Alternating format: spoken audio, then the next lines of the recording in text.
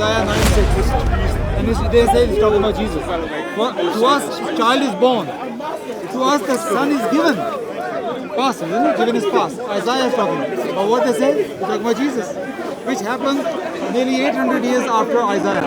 But they use this past tense as going to be future prophecy. Well, you construct it. You construct it.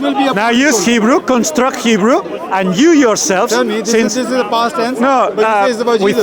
With all due respect, you might be an intelligent person, but right now what you are doing is just torpedoing the conversation. Okay? With all due respect, but I respect you. Who is this about? Why is used past tense for future prophecy? They say it's about you are placing different standards. But they say this is the future. So why double standard? Listen to me. He's claiming that Deuteronomy is prophesying about Muhammad. Then you prove it. You are changing. You are deflecting the topic from proving Muhammad to proving another thing. Prove Muhammad. Prove Muhammad. Talking about past. Prove Muhammad. It's actually future. Who's speaking? In that verse, who's speaking? Who's speaking?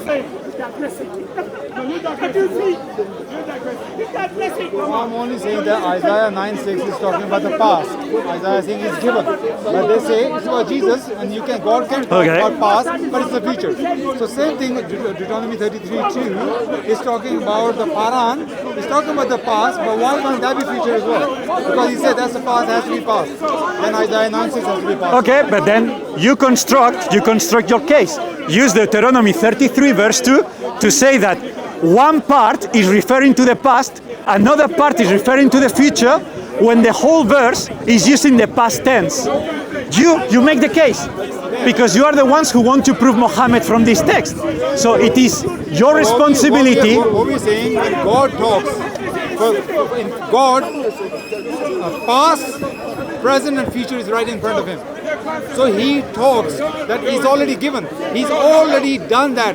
From his part, he's already sent Moses. He already sent Jesus, and he's already sent Moses. From his part, he's already decided. I think this is not talking about his decision that he already done that.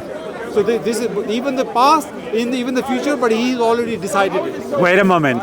So this is what Deuteronomy 33 verse 2 says. I would actually use Deuteronomy 18:18. He said, the Lord came, past tense, already came from Sinai and appeared to them from Seir. He shone, already happened, on them from Mount Paran and came with 10,000 holy ones with lightning from his right hand for them. So he's using the same past tense all the time. It is your responsibility to say when past tense is already done, and the same past tense is referring to the future. And I'm doing that. That's whenever you want to understand what the author is trying to say, you need to understand how author speaks, how author conveys message. Same thing when we go to Isaiah 9:6 is talking about the past. But you say this is a prophecy about Jesus. He's going to come. Because if you think I'm going to let you go to Isaiah to prove Jesus, and you are not going to respond his claim, because that was my... Why is not letting me speak? Think about it. Because you are just deflecting. Why I'm just saying... Because you offer nothing. Why are you interrupting when I'm speaking? Why? I didn't interrupt. Make your case, but I am making my case. Can I say something and I will let you talk? I'm trying to make my case. You are just talking mambo jumbo and yada yada. Why?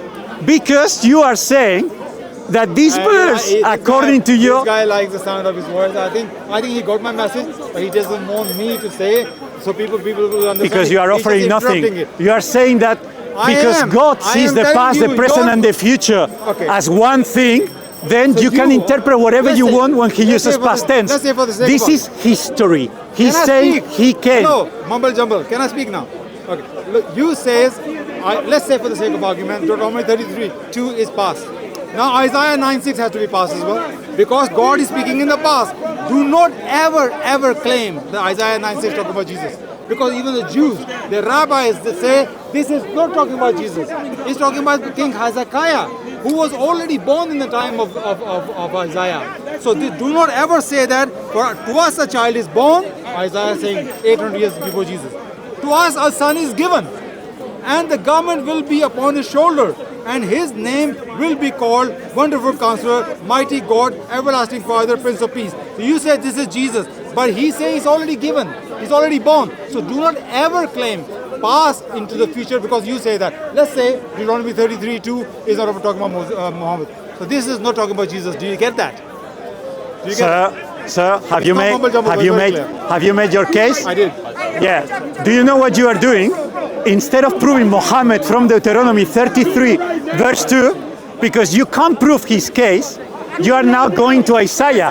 I'm happy to talk about Isaiah, but my condition is admit you have no way to prove that Muhammad is prophesied here. You do that and I will go to Isaiah 9:6. But first, you have to prove here that this is about Muhammad because you don't have what is required to defend his case. You have come to a conversation just to save him from something he claimed, but he can prove. Can I? I've been shorter than Can I you. speak? Okay. He said, you have to admit that this is not Muhammad. Didn't you all hear what I said? Let's admit this is not Muhammad. Didn't you hear what I said? Because he was not listening, he was thinking of the question. I did say, let's say this is not about Muhammad. Then Isaiah 9:6 is not about Jesus. I did admit. So why are you saying something Okay, then that's great. He's admitting that this is not about Muhammad. That's what your conversation. Are you admitting then? Isaiah 9:6 is not about Jesus. Are you? Philosophy, your idea, he's applying it to you with another. Are you also admitting I'm happy to talk about that, but he has to admit that your claim, there's no way to defend your claim. No, I would defend 18:18. Deuteronomy 18:18 is my case. Deuteronomy 18:18 is your case. Absolutely. Yeah. So his case, he's the one who has used Deuteronomy 33 verse 2 to say that this is Muhammad. Because he has double standard. If he admits Isaiah 9:6 is not about Jesus, then say, okay, dude, that's not. But if he said that is about Jesus, then that also apply for future prophecy as well. And then that's Muhammad. And I agree with you. 33:2 is talking about 10,000 saints. I can talk. They went to Makkah and he said angels. Angels, yes. Most of the translation says it's saints. Or the holy ones, yeah? The holy ones can be human beings as well. The children of Israel were holy ones. The holy nation, children of Israel, is called holy nation. So they can apply on with lightning, on human beings. with lightning, with lightning, Lightning? with lightning, lightning. No. You say holy ones. Why you use the word But angels? but the verse says also with lightning from his right hand for them.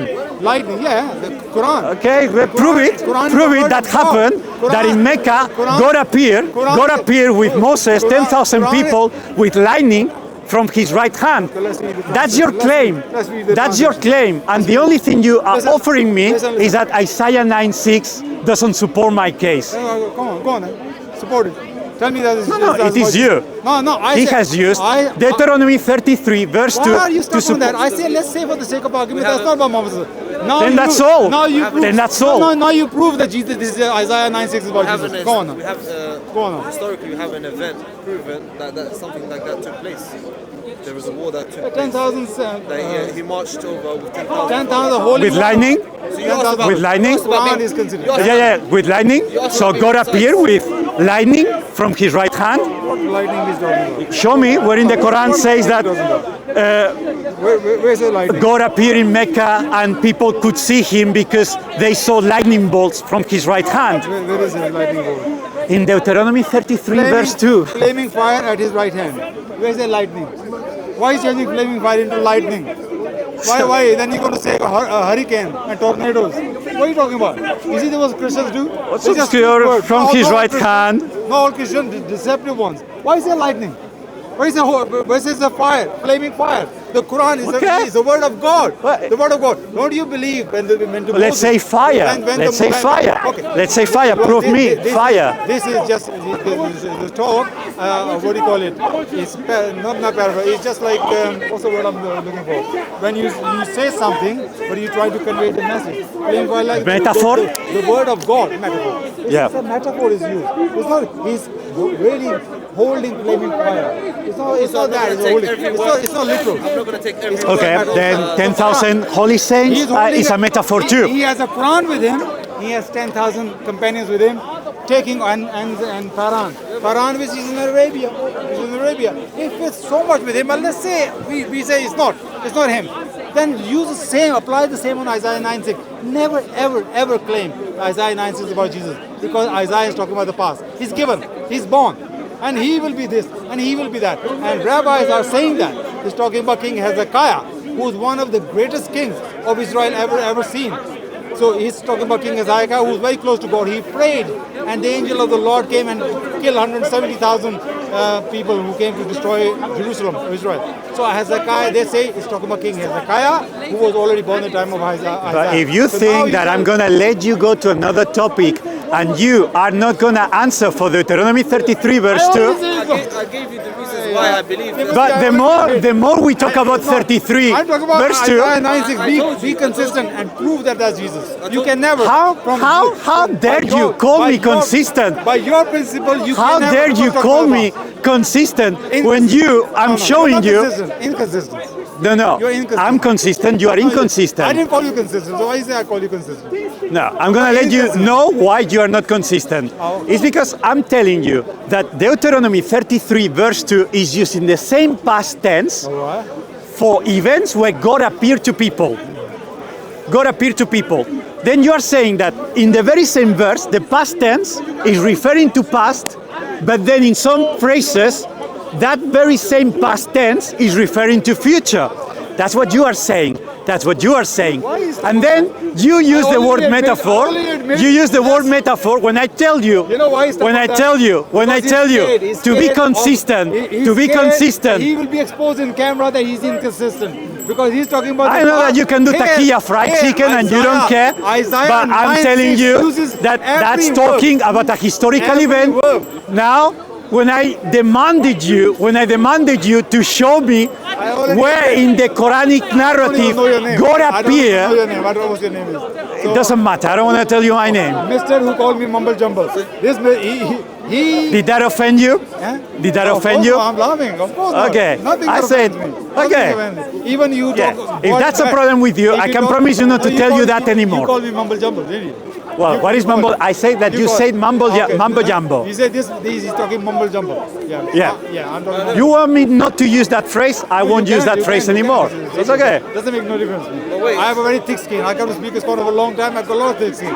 You can say whatever. It doesn't harm me or hurt me at all. Absolutely not. You see, I will smile. I will not get angry with you. That's what I'm saying. You are not consistent. If you say past tense can only be applied on past, then Isaiah 9:6 start with the past tense. He is born. He is given.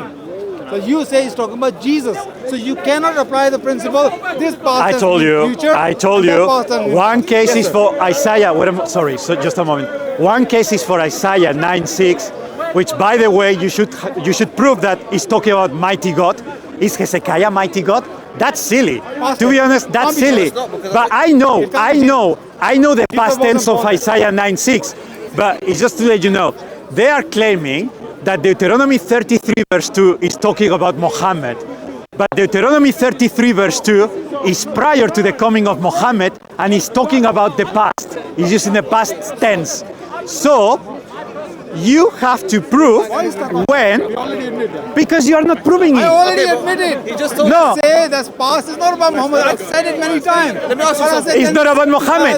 Good, then I won. No. But I say 18 is. But that's not my argument. That was his argument. But I'm saying. Then I'm talking but to saying- him. But I'm saying the past. You are making his argument your argument not convenient. This is what I'm saying. You asked. You're taking it because you've interpreted it that way. The language is speaking to you in that way that he's speaking about the past. So he just gave you another example where the language, when we read it, it's as if he's speaking about the past, but he's not. So there's a contradiction. To us, here, his isn't child there? is born. Why To do us, you not son take is that? given. Why do you not take? It's a past tense. Why do you not take that text as the past? When we read it, it sounds like he's talking about the past. Yes. So there must be some problem with your interpretation, maybe, of when God is speaking about the past or not. Yes, I'm telling you, yes. I'm aware of the past tense in Isaiah 9:6. I'm aware of that, but he's trying to escape that. So because your topic about Muhammad in Deuteronomy. Yeah, but what we're trying to say is the language is the same in a sense, where in both of them, if we were to read it in that way, interpret that way, it's speaking about the past. Yeah. So why he's trying to set that standard where if that's the language and that's the interpretation that we're going to take, that's the same interpretation you should take to that verse as well. Imagine, best case Maybe there's scenario. something- Best case scenario. we can change past tense in half of the verse to a prophecy. To a prophecy. That's what you are saying. That's what you are saying. That it can be the future. When he's talking about Param, he's talking about the future. No, because we know that God knows the past, present, and future. Because God sees the future already. For him is already done. So this is the past. That people is going to, whoever going to come 10,000, it's already happened. Even we in the Quran, it tells us the people burning in the hell, and people will be say this in the hell, and not will, but even the past tense as well. Remember that Jesus said, or Allah said to Jesus, did you tell them to worship me and my mother? Allah talked about the hereafter. And remember, when Allah said to Jesus, so these kind of things, Allah, God, we say everything is in front of him. So when he prophesying Moses, Jesus, and I have given those 10,000 come with the flaming fire. That means it's already done. Your understanding of the past, present, and future is not the same understanding as when God looks at the past, present, and future.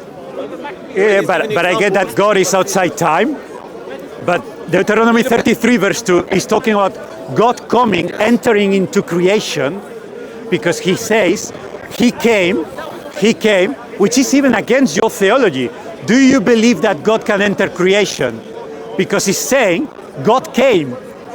God person come is God coming. When the God say he come, I mean his messenger is coming. When the messenger comes, that's God coming. That's so he said, the Lord came from Sinai and appeared to them from Seir. He shone, that's talking about something visible. He appeared to them, he shone on them from Mount Paran and came with 10,000 holy ones. God's messenger comes, that's like God coming. No, God has to come. Whoever is God is behind that person. What's the word I'm looking for? Sometimes the one who's Khalifa, the vicegerent of God, the one who's God's picked, it's like God coming. That's why it's a metaphoric language. It's not a literal language. And also I was going to say, in the translation, I said that the child is given, child is born. That's also a lie. Child was born in Isaiah 9:6. Clearly said child was born. Yulad. The word yulad used 17 times in the Old Testament. Every single time it says was born, not is born. Just add to that. In Hebrew, you keep saying past tense. In ancient Hebrew, there is no tense. But he's the one who started with the past tense. No, but what I'm saying is tense, when you translate to the English, is determined by the context. Right? So in prophecy, when prophets give prophecy, they usually use a perfect tense to describe future events that will happen, to explain certain things. Can you back that up? Yeah, it's called the katal. Yalad is the katal. I know. Why should I believe what you say? Can you back that up? Yes, I can. That the past tense doesn't mean past tense. Can you just say? I'm saying there is no past tense. You can Google it. There's no past tense in Hebrew. But he's the one who's saying the past tense. Yeah, what I'm saying is... brother, can you hear him? No, you're twisting my words. No, I'm saying you he understand... He said there's no past tense. No, I'm saying... I studied Hebrew as well. He just said there's no past tense. I'm saying there's no written way of expressing past tense beyond context. There's no, we can't, for instance, when you say you add the en, right, to symbolize past, right? In Hebrew, you give context, not just a single word. Does that make sense? Right, so you can't get from a single word the tense. You have to get from the entire context what the tense is. 33:2, it says, he said the Lord came from Sinai. Yeah, again. So what do you understood of it? Is it past or future? Past, because of the context. That's what I'm saying. Right, okay, fine. You can't use syntax to understand Now go to Isaiah 9:6. Now go to Isaiah 9:6. That's okay.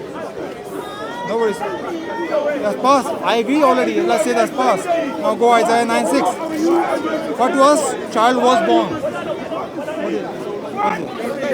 You have to keep reading who... Hang on, I read one verse and you say that's past. Yeah. But here I have to keep reading. But I qualified that by saying it's past because of context. Now, when you read this, you have to understand from context. Okay. Why did the translator translate as a past? What was child was born? Yeah. It was the son is given. Yeah. And the government will be upon his shoulder. Meaning, Isaiah, in the time of Isaiah, do you know King Hezekiah was in the time of Isaiah? It was in the time of Isaiah. So he said the child is already born, the son is already given, and then it's talking about the future. then his government will be upon his shoulder, and his name will be called Wonderful Counselor, Mighty God, Everlasting Father, Prince of Peace. Yeah? Right. And we know that the Mighty kings, God has never been given to any man. kings were given names like God. No, not El-Gibbor. El-Gibbor Show me El-Gibbor has because never been used to attribute to any human being. in the next chapter, Isaiah 10, El-Gibbor is given to Yahweh. And that's And the in only time Jeremiah, in the it's Bible. also given to Yahweh. Yeah, And by the way, even named the Yahweh is with us. by the way, There Not were people. El-Gibbor is what he's saying. No. The Yahweh is a greater name or Al-Gibbor is a greater name? again, Yahweh is a greater name. Why are you getting a hierarchy? They did symbolize Why the not? power. That Almighty someone God. can be called Yahweh or cannot be called Al-Gibbor? You cannot have multiple names to describe different things that you do. Or So the human being can be called Yahweh, but it cannot be called Al-Gibbor. Where did that principle come from?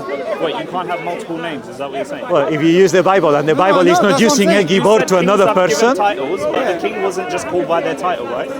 You've just admitted The that. kings are given all Your Majesty. We call kings and Right, queens but that, Your that Majesty. King, the king has They another are name, the right? titles. Yes, they are. Right, so you can have multiple names and titles. Yeah, no, he was, Hezekiah, he's talking about he will be called all these things. He will be like Almighty. So you said why is someone called Yahweh but they can't be called something else? Yeah, but you are the one who's saying nobody else can be called. Yeah, El-Gibbor has never been given No, to but anyone that's else. why you say that. That's what you're saying. Yeah, El-Gibbor has never been given. No, but what he said, obviously it is. Obviously it is given. But to that's a Hezekiah. presupposition you're taking into the text. I'm just saying that if that Yahweh can be given to human beings, then Yahweh is with us. There are names I can't show right now, but I can show you there are the human beings But are they given always the follow Yahweh is the- with us. you mean Okay? that they have the Yah clause referring to Yahweh, normal names like Jonah. No, their names. His name is like the name of God is the human beings in the Hebrew. Yeah. I'll show you. So you are the one who's saying that because you want to prove that he has to be Jesus. But you want to say no, Al-Gibbor cannot be given to anyone. Wait a else. moment. So anyway, I just show you. He says, and no, I'm not saying that. It's the Hebrew rabbis are saying that. If you listen to Modern Hebrew rabbis. Rabbi Tobiah Singer, yeah, he knows Hebrew much more than them. You see, he said in this verse, 17, he said multiple times every single verb is used the past tense. Every single word. That's also And true. he's saying that he is the king Hezekiah. So this is It's Old nothing to do Testament. with Let me show you. This is another translation of Isaiah 9 verse 6. For a child will be born for us. That's future. That's a lie. No. Hebrew word. That's a Hebrew word. No. We That's talk about Hebrew. Isaiah We talk 9 about 6. Hebrew, isn't it? For a child will be born. you That's agree with future. him? Do you agree That's with him? supporting your Do you agree case. with him? Hang on a minute. So That's a lie. it's not that. No. Huh? So No, cameras. We're going to go direct Hebrew. We're going to go direct Hebrew. Don't celebrate No. right now. Now you teach us I'm gonna go Hebrew, direct please. Hebrew. Look, this is a Hebrew here. Sorry, Isaiah 9 6. So you're saying it's not saying was, it says will. Yeah. So you're So, look, for a child will be born. Hang on.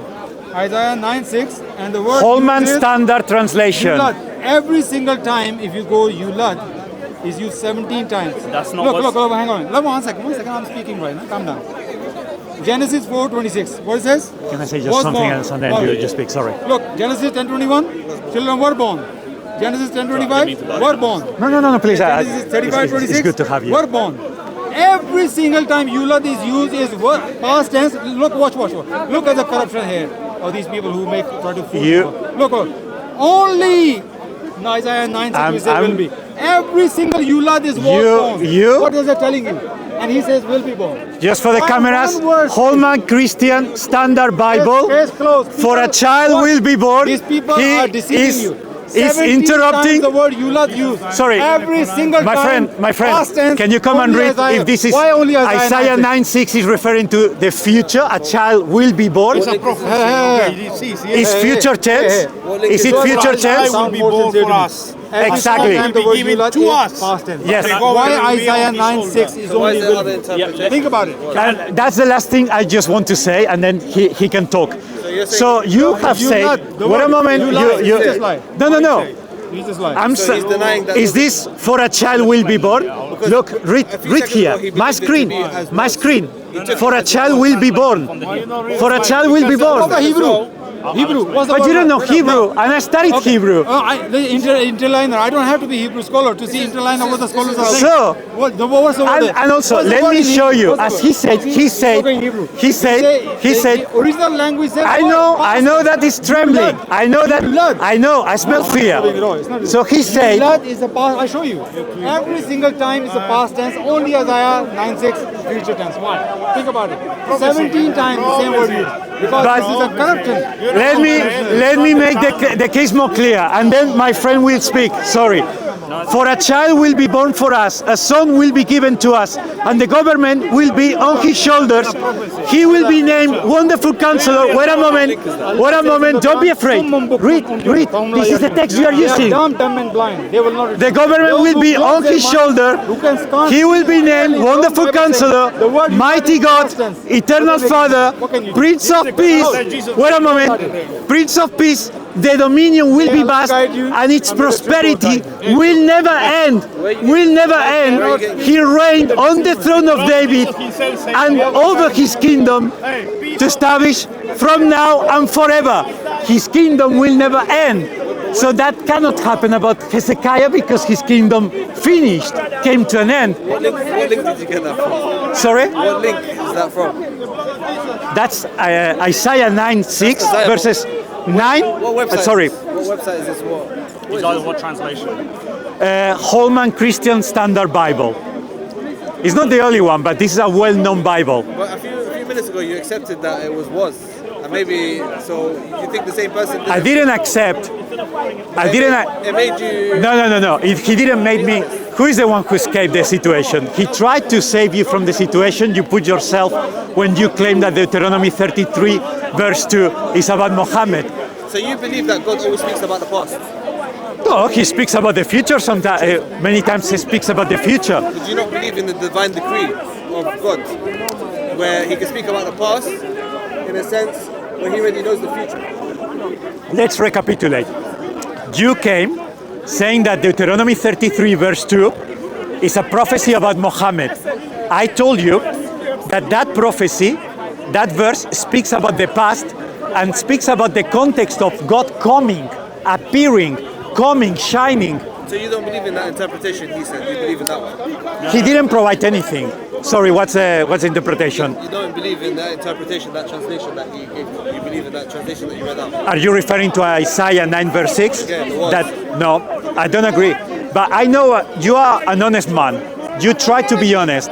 But he tried to use the past tense in some translations to say that probably it doesn't even prove Jesus or anything. We're talking about prophecies. So he was sticking to topic. He was sticking to topic. But that's the point. In prophecies, you can use past tense to talk about a future event in ancient Hebrew. That's the point that I'm trying to make. So that's what I'm saying. No, what I'm saying is, some translators choose to translate word for word, so they'll put was, but they expect you to understand that when they use it in the past tense in English, they expect you to understand that it's in an imperfect tense in the Hebrew, right? It speaks nothing of when the thing is happening in chronological order. All it's talking about is that it is complete and it will be certain. From context, from everything else around it, we need to understand, is this going to happen in the future? So we look at other parts of the text. Okay, Isaiah then goes on and gives attributes to this person, right? He says, Wonderful Counselor, Prince of Peace, Mighty God. Again, like he said, there's no precedent in the entire Bible where El-Gibbor, Mighty God, is given to a human being. Right? So in order to make the argument, it can be given to humans. You need to have at least precedent, right? Anywhere in the Bible. But in the 3 times that it's used, it's always directly used of Yahweh. Right? So at least that's one thing that Isaiah is attributing to this child who will be born, Godship, right? So that's what I'm saying. Then you have his kingdom will never come to an end, right? So then Hezekiah's kingdom did come to an end. But who is this child that will be given all these things and whose kingdom will not come to an end? So this is why the translators then chose, we understand that Isaiah in his time is talking about future things. Because we know for a fact Hezekiah would never be given this name. Even Hezekiah would deny this name. Right? If someone ever called him that, he would be weeping in dust and ashes. You're talking about that particular verse, you're talking about like multiple verses. I'm talking about multiple verses. Speaking of, like, so it sounds like he's speaking about the past, but he's actually speaking about the Yes, it's done in prophecy all the time in ancient Hebrew. So that's the whole point where we started the argument, where he says Yes. he's speaking about the past. Yes. No, but I'm saying you have to understand from context. And he was trying to demonstrate the context that showed that this meant the past. He didn't demonstrate I did. That's why he escaped the situation, because when I shown him that when you read not just verse 6 but verse 7 says that his kingdom will have no end, that he understood that that wasn't about Hezekiah, because that's a king forever. But Israel, you don't find a king right now, so it must be another type of king, another type of kingship, a future king. So the context says that. I don't deny that when you read the Bible, sometimes prophecy, as he said, is true, because in Numbers and also in Genesis, sometimes speaks about the past using past tense, but is referring to a future prophecy. As if, for example, when he talks about Canaan and all that, he's talking about past tense, but he's talking about the future tribes and all that. I know, but he wanted to use that to prove that in the same way Isaiah 9:6 can talk about the future using past tense, Deuteronomy 33 verse 2 may talk about the future even though we see it written in past tense. But Deuteronomy 33 verse 2 is talking about God did something in the past, he appeared, which even betrays the theology of Islam, because he's talking about a God that entered creation. Isaiah 9:6 is talking about a context in which a king will come, because his kingdom will have no end.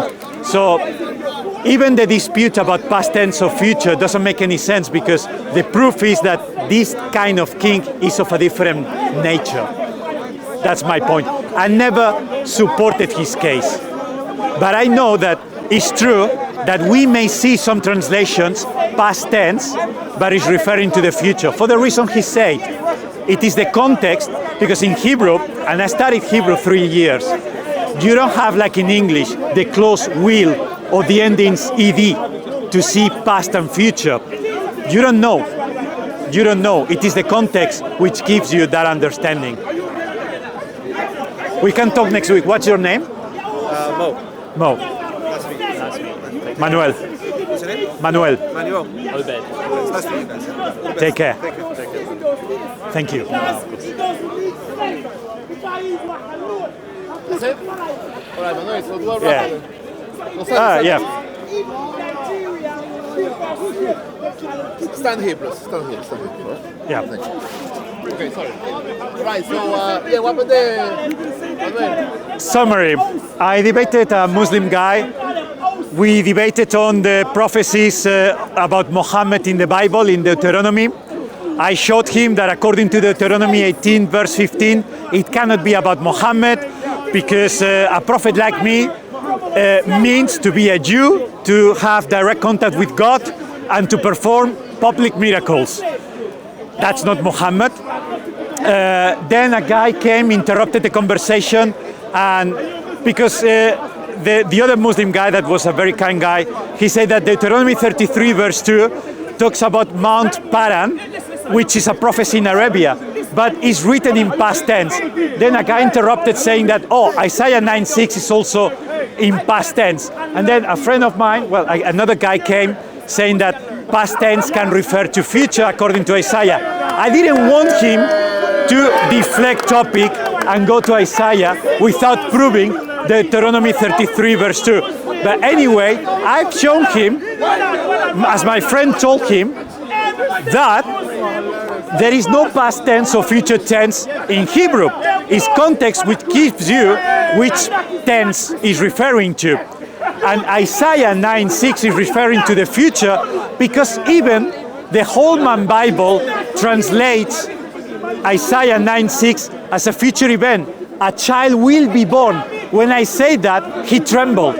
He trembled and he left. He didn't have anything to offer. So yes, and besides that, the context of Isaiah 9:6 is about a king whose kingdom will have no end. All Israel kings had an end. Their kingdoms came to an end.